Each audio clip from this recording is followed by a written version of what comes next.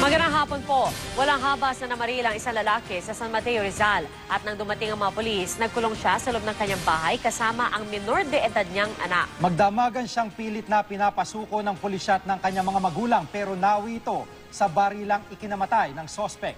Nakatutok si Von Aquino.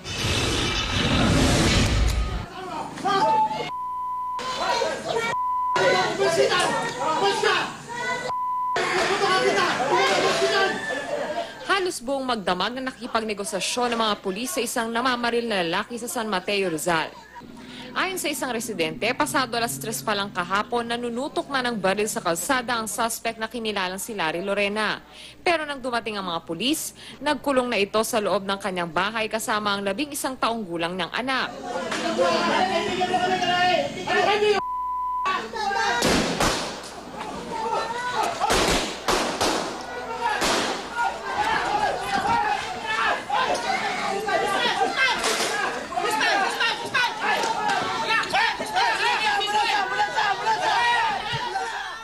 Isinugod sa ospital ang suspect na may ilang tama ng bala.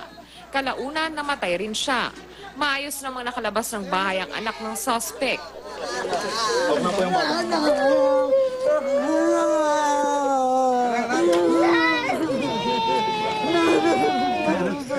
Wala naman nasaktan sa nangyaring pamamaril ni Lorena, pero may ilang establishmentong tinamaan ng mga bala. Ayon sa ina ng suspect, posibleng ikinasama ng loob ng kanyang anak ang hindi pag-uwi ng asawa nito. Pero matagal na raw silang hiwalay. Umalis yun nga kaya siguro na rin din kasi ang ano naman ng babae, pinaasa niya na itong pasukan, uuwi na siya. Kaya inag-ayos na siya ng bahay. Masama rin daw ang loob ng ina ng suspect sa mga pulis. Galit ako. Sa anak nila ginawa yun, natutuwa sila. Maayos na eh. Maayos, hindi na maayos siya. Common sense na lang. Bakit walang may tama sa aming apat? Siya may tama. Sino unang nga nagpaputok? Di sila. Siya unang namaril. Kanino po? Sa mga negotiator po natin. Tapos sumunod na yung pulis natin. Gumanti lang para ma-neutralize siya dahil wala naman tayong purpose na patayin yung suspect. Ayon sa pulisya, hindi maituturing na hostage-taking ang ginawa ng suspect. Hindi naman daw kasi nasaktan ang bata at wala ring hininging kapalit ang suspect sa pagsuko nito.